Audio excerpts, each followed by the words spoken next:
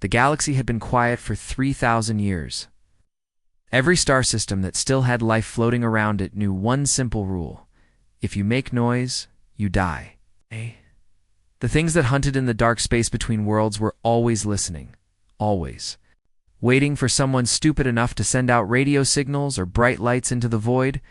Commander Taijin floated in his small ship at the edge of the Vorthok home system, watching his screens with tired eyes. His people had survived the Great Culling by learning to whisper. Their cities were dim, their communications were coded, and their ships moved like shadows between the stars. It worked. They were still alive when billions of other species had been turned into space dust. The Devourers had come from somewhere beyond the galaxy's edge about 4,000 years ago. Nobody knew what they really were. Some said they were machines built by a dead civilization. Others thought they were living. Metal that ate stars for breakfast. What everyone knew for sure was that they were attracted to electromagnetic signals like moths to fire. The louder you were, the faster they came for you. Taijin had been born into silence. His grandfather used to tell him stories about the old days when Vorthok cities blazed with light and their ships could travel anywhere without fear. Those days ended when the first Devourer's ship appeared in their neighbor's system and ate everything in 3 days. The Vorthok learned to hide. While most species that survived learned the same lesson. The sacred silence protocols were simple: no radio, broadcasts beyond short-range whispers, no bright lights that could be seen from space, no large energy signatures. Move quietly, live quietly, die quietly was a small price to pay for staying alive. Taijin was checking the daily sensor readings when something made his blood freeze. A massive electromagnetic signature was blazing across his screens like someone had just lit a bonfire in the middle of a dark forest. The signal was coming from a small yellow star system, about 50 light-years away. Someone was broadcasting. With the power of a small sun, he called up the star charts on his computer. Sol system. 3rd planet from the star. The survey teams had noted primitive life there a few hundred years ago, but nothing that should be capable of this kind of signal. Strength. Taijin watched the readings climb higher and higher. Radio waves, television signals, satellite communications, something called internet traffic. It was like watching someone scream at the top of their lungs in a library full of sleeping predators. His communication panel buzzed with an urgent message from Fleet Command. Other ships were detecting the same signals. The Vorthok Council was meeting in emergency session. Every species in their alliance was asking the same question: who was stupid enough to make this much noise? Taijin pulled up the long-range scanners and pointed them toward the Sol system. What he saw made his stomach drop. The 3rd planet was covered in lights. Cities blazed like stars across the night side of the world. Orbital satellites reflected sunlight back into space. Massive radio telescopes pointed in every direction, actively scanning for other life forms.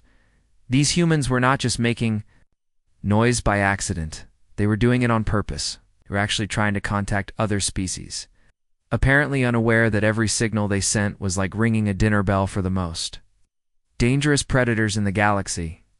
The worst part was what the deep space sensors were starting to detect. Far out in the dark spaces between galaxies, something was stirring. Energy signatures that had been dormant for centuries were beginning to move. The Devourers had heard Earth screaming, and they were starting to wake up. Taijin's orders came through 30 minutes later.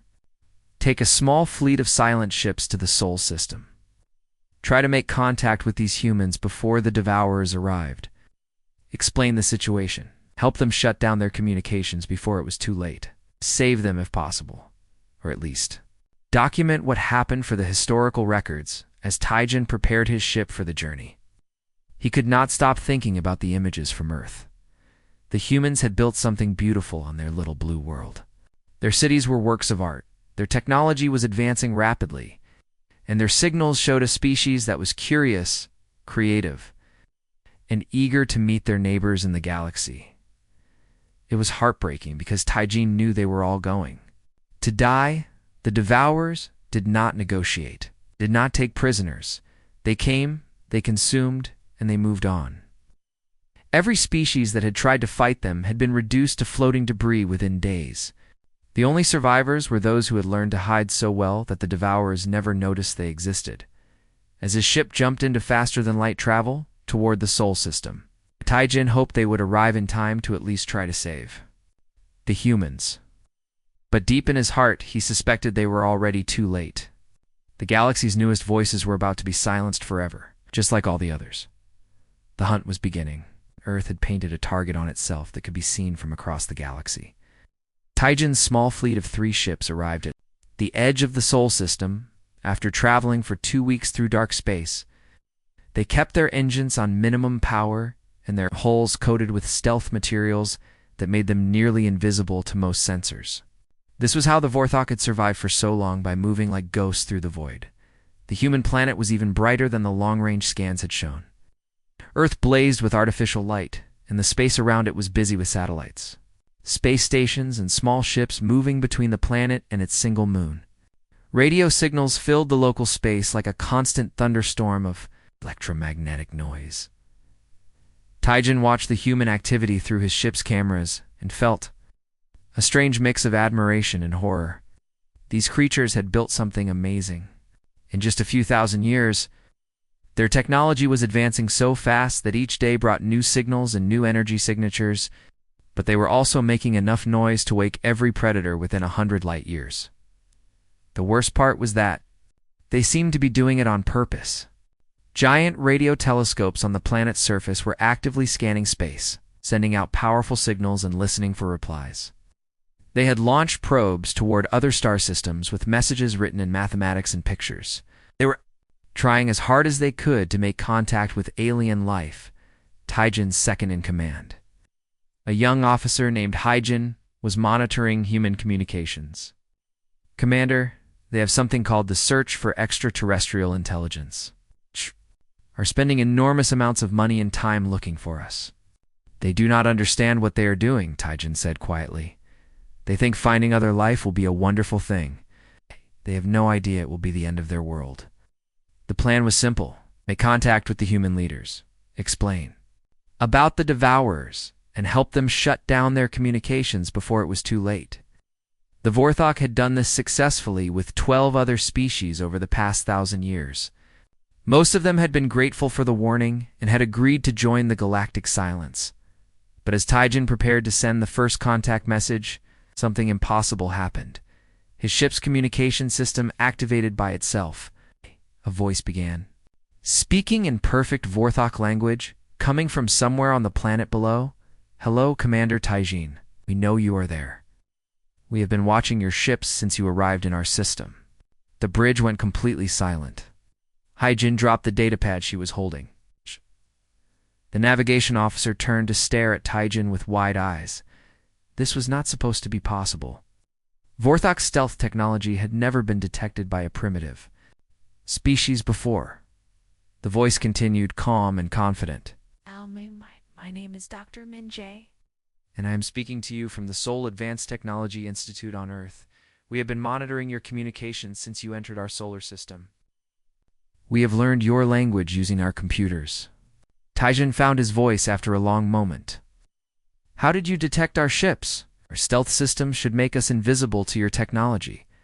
"Your stealth systems work very well against most sensors," Dr. Minjay replied. "But they create small distortions in gravitational waves that our newest equipment can detect. We have been tracking objects that bend space-time for the past 6 months. This was getting worse by the minute. Not only had the humans detected them, they had apparently been improving their technology fast enough to see through Vorthok's stealth systems. Taijin had never heard of any species developing this quickly. Dark. "Minjay, we need to talk. Your planet is in terrible danger. The signals you are broadcasting will attract predators that will destroy everything you have built." "We know about the Devourers," Dr. Minjay said, and Taijin felt his heart stop. "We have been monitoring deep space for several years now.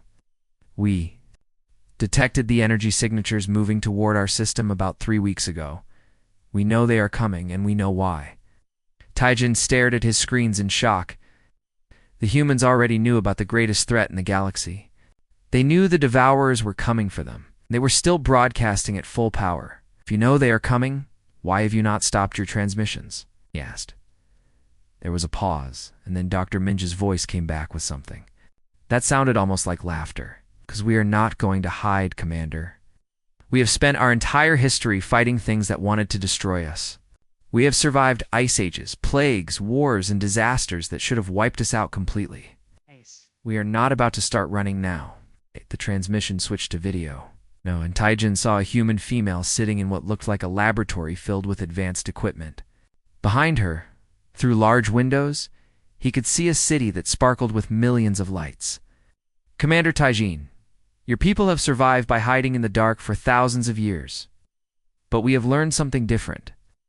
Sometimes the only way to survive is to stand up and fight back. We are going to face the Devourers, and we are going to show them what happens when they try to silence the human spirit. Taijin realized with growing horror that First Contact had just become something completely different than planned. The humans were not asking for help. They were preparing for war. Dr. Minje stood in the control room of the Seoul Institute, watching dozens of screens that showed data streaming in from around the world. It had been 2 days since she first spoke with Commander Taijin, and everything had changed. The human governments had met in emergency sessions. Scientists, engineers, and military leaders from every nation were working together for the first time in history. But instead of preparing to hide like Taijin had suggested, they were doing exactly the opposite. Power levels are at maximum on all transmission arrays, reported Dr. Jinho from his station. The Beijing array is online, New York is online, London is online. Oh. We have 67 broadcasting stations operating across 6 continents. Minje nodded and looked at the main display screen. It showed a real-time map of Earth with bright dots marking every transmission station. It's sending out powerful radio signals, television broadcasts, internet data, and something completely new that human engineers had built in just 48 hours. The Defiance network was unlike anything that had ever existed. Instead of normal radio waves that traveled through space, these new transmitters tore small holes in the fabric of space itself. The signals could travel faster than light and reach every corner of the galaxy in a matter of hours. More importantly, they could not be stopped or blocked by any known technology. Are we ready for the main broadcast? Minje asked. Report ready, Jinho replied. The message has been translated into every alien language we could find in Commander Taijin's database, plus every human language on Earth. Minje took a deep breath and activated the global communication system. Around the world, every television, radio, and internet connection carried the same message. Every cell phone, every computer, every electronic device joined in broadcasting humanity's response to the galaxy. This is Earth, Minje spoke into the microphone. Knowing her words were being heard by every human alive and transmitted across thousands of light years of space. We are here. We are loud. We are not afraid. To any species hiding in the darkness, step into the light. To any predators hunting in the void, come and face us. The message repeated in over 300 languages, both human and alien. But it was more than just words. The transmission included music from every culture on Earth, mathematical equations that proved human intelligence, and detailed images of human art, architecture, and technology. It was a complete introduction to the human species, broadcast. With enough power to reach the edge of the galaxy, within hours, the responses began coming in. The first message arrived from something called the Corvin Collective. Their signal was weak and filled with static, but the words were clear. Earth humans, your broadcasts have reached our home system. We have been trapped here by Devourer patrol ships for 600 years. You have probably doomed us all, but thank you for reminding us what courage sounds like. More messages followed throughout the day. The Stellar Nomads, fleet of refugee ships that had been running from the Devourers for over 1,000 years, sent coordinates and announced they were changing course toward Earth. A species called the Zelani transmitted detailed star charts, showing Devourer ship movements, and offered to share their weapons. Technology Commander Taijin's ship had moved closer to Earth, and his messages were becoming more urgent. Dr. Minje, you must understand what you have done. Your signals are reaching species that have been silent for thousands of years. Some of them are answering your calls. This is breaking every rule that has kept the galaxy alive, good Minjay replied. Rules that require people to live in fear are rules that need to be broken. The most amazing message came from a species called the Historians. They had been secretly recording everything that happened in the galaxy for over 10,000 years, hiding in a massive space station beyond the edge of known space. Their transmission included videos and data about hundreds of civilizations that had been destroyed by the Devourers. Earth humans, their message began. We have watched 1,000 species die in silence. We have recorded their final moments and preserved their histories, but we have never seen anything like what you are doing. You are the first species to deliberately challenge the Devourers. We are sending you everything we know about their technology and tactics. If you somehow survive this, the galaxy will never be the same. But along with the messages of support came warnings. Deep space monitoring stations across the galaxy were detecting massive energy signatures moving through the void. The Devourers were not just sending a few scout ships. They were mobilizing their entire fleet, something that had not happened. In over 2,000 years, Minjay studied the sensor data that friendly species were sharing with Earth. The Devourer fleet was enormous, bigger than anything in recorded history. Ships the size of cities, powered by technology that could consume entire star systems. They were moving toward Earth with terrible purpose. How long do we have? She asked Taijin during their daily communication. Ow! Our best estimates suggest they will arrive in your system within 6 months, he replied. Dr. Minjay, It is not too late. You could still shut down your transmissions and scatter your population to hidden colonies. Some humans might survive. Minjay looked out the window at Seoul's skyline, blazing with lights that could probably be seen from orbit. Commander, you still do not understand us. We are not going to run. We are going to turn this solar system into the loudest, brightest, most defiant place in the galaxy. When the Devourers arrive, they will find out what happens when they try to silence Earth. The galaxy was no longer quiet, and the human race was just getting started. 6 months was not very long to prepare for the end of the world. But humans had always been good at doing impossible things when their backs were against the wall. Dr. Minjay barely slept anymore, moving between command centers in Seoul, New York, and Geneva, as the entire planet worked together like never before. The first ships arrived, 3 weeks after Earth's defiant broadcast. The stellar nomads came in a ragged fleet of 30 vessels, their hulls scarred from centuries of running and hiding. Their leader, Captain Zorith, was a tall being with silver skin and eyes that had seen too much death. Your species is either very brave or very stupid, Zorith told Minjay during their first meeting at the lunar space station. We have been fighting the Devourers for 1,000 years, and we have never won a single battle. Maybe that is because you have been fighting them the wrong way, replied Dr. Kuyan, Earth's chief military engineer. He was a small man with thick glasses who looked more like a college professor than a weapons designer. But his ideas were changing everything they knew about warfare. More ships arrived every week. The Vorthok brought their stealth technology and detailed maps of Devourer movement patterns. The Zalani contributed energy weapons that could punch holes through solid metal. The Historians shared 10,000 years of combat data from species that had tried and failed to fight the mechanical predators. But the humans were not just collecting alien technology. They were improving it in ways that made their new allies question everything they thought they knew about science.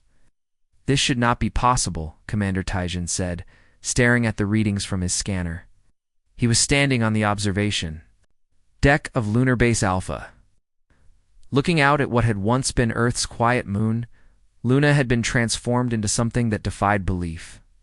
The entire surface was covered with massive construction projects. Mining equipment bigger than skyscrapers dug deep shafts into the moon's core. Assembly plants worked day and night, building devices that no one had ever imagined before. Most incredible of all was the ring of crystalline towers that surrounded the moon's equator, each one humming with energy that made space itself shimmer.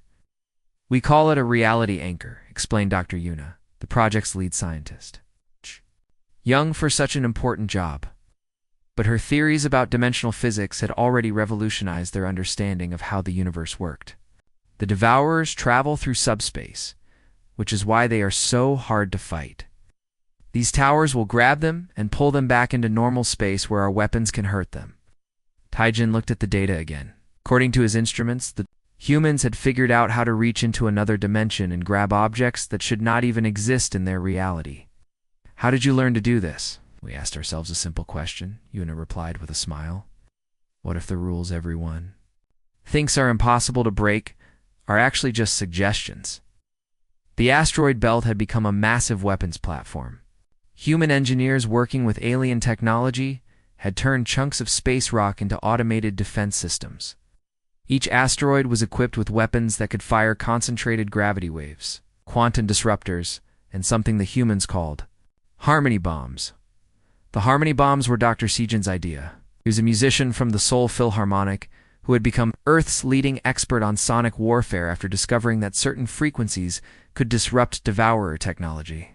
Working with acoustic engineers and alien materials scientists, he had created weapons that could literally shake enemy ships apart using sound waves. Music has always been about emotion and energy, Sajin explained to a group of alien military leaders who were still trying to understand how humans had weaponized art. We just figured out how to turn those emotions into physical force. The first test came when 3 Devourer scout ships approached the outer edge of the solar system. They were smaller than the main fleet, but each one was still the size of a large building and armed with weapons that could crack planets. Earth's defenders were ready. The scout ships emerged from subspace near Jupiter, probably expecting to find a primitive world with basic defenses. Instead, they found themselves immediately grabbed by Luna's reality anchors and pulled into normal space, where they could not escape. What happened next became known as the Battle of the Outer System. Automated defense platforms opened fire with gravity wave cannons. Fighter ships launched from hidden bases on Mars and the asteroid belt, their pilots human and alien working together. And through it all, the harmony bombs filled space with coordinated sound waves that made the void itself ring like a giant bell. The first Devourer ship lasted 18 minutes before its hull began to crack from sonic resonance. The second ship tried to retreat but was caught by a gravity wave that folded space around it like paper. The third ship managed to send out a distress signal before being destroyed by a concentrated blast of Beethoven's Ninth Symphony, amplified through crystalline resonators and fired at frequencies that could shatter dimensional barriers. Impossible, whispered Captain Zorith, watching the battle from the command center. In 1,000 years of fighting, we never destroyed even one of their ships. Dr. Minjae smiled as she watched the debris from the scout ships drift harmlessly through space. You were fighting them like they were just machines. But we learned something important from studying their wreckage. They're not just mechanical. They have a kind of consciousness, and consciousness can be disrupted if you know the right frequency. The main Devourer fleet was still 3 months away, but Earth was no longer afraid. They had proof that their enemy could be defeated. Now, they just had to do it on a scale that had never been attempted before. The storm was coming, but humanity was ready to sing back. The day the Devourers arrived, Earth looked like a star that had learned to sing. Dr. Minjae stood in the primary command center, deep beneath Seoul, watching screens that showed the entire solar system blazing with coordinated light and sound. Every human city, every allied ship, every space station was broadcasting at maximum power. But this was not the random noise of a frightened civilization. This was music on a scale that had never existed before. All stations report ready, announced Dr. Ginho from his position at the main console. 237 broadcast stations online across Earth, 43 allied ships in formation. Luna's reality anchors are at full power. Through the massive windows of the command center, Minjae could see Seoul stretching to the horizon, every building outlined in brilliant lights that pulsed in perfect rhythm with the global symphony. Street musicians played in harmony with orchestra halls. Children sang the same songs their parents were broadcasting to the stars. The entire planet had become one giant instrument. The Devourer fleet emerged from subspace at the edge of the solar system like a nightmare made real. Their ships were bigger than anyone had imagined, some as large as small moons. Their dark metal surfaces covered with weapons that could turn planets to dust.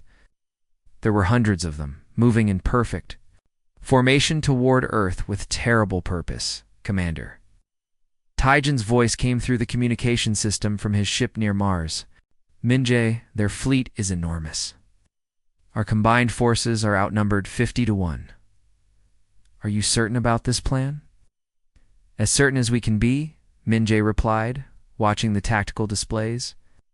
Remember, we are not trying to destroy them with conventional weapons. We are going to sing them to pieces. The battle began when the lead Devourer ships reached Jupiter's orbit. Luna's reality anchors activated with a sound like thunder, reaching across millions of miles to grab the mechanical predators and drag them out of subspace. The ancient ships found themselves suddenly trapped in normal space, where the laws of physics worked differently. That was when Earth's true weapon revealed itself. Every radio telescope, every satellite, every communication device on the planet began broadcasting. The same coordinated symphony. It was music unlike anything ever created, combining human classical compositions with alien harmonic theories and frequencies that could affect the basic structure of matter. Beethoven's Ninth Symphony merged with Warthog battle chants and Zelani meditation songs, all amplified through crystalline resonators that turned sound waves into weapons. The Devourer's ship began to shake as the harmony waves hit it.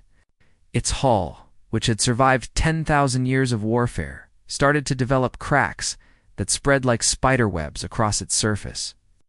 The mechanical consciousness inside the ship tried to adapt, but human musicians were changing the frequency.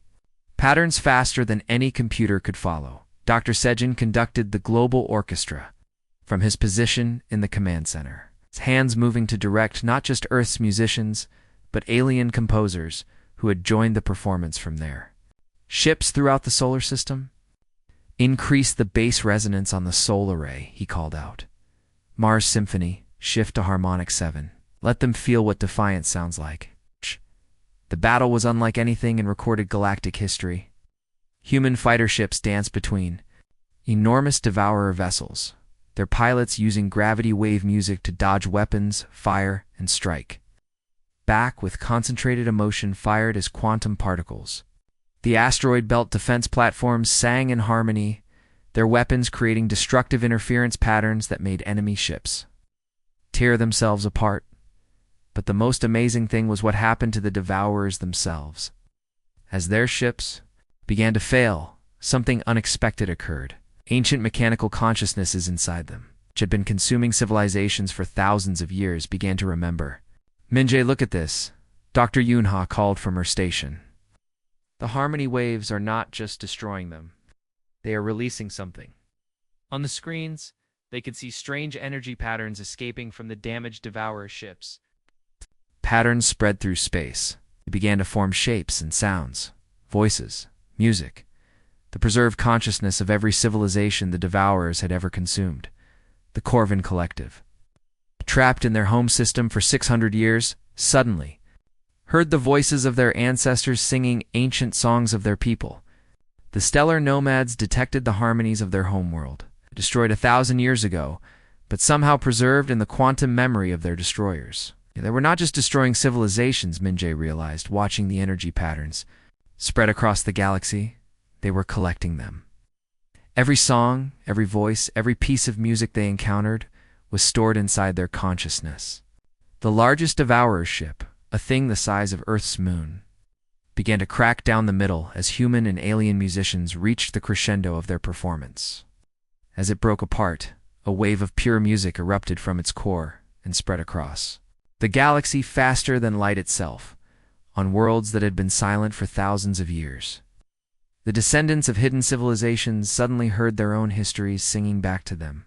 Species that had forgotten their own names remembered who they used to be.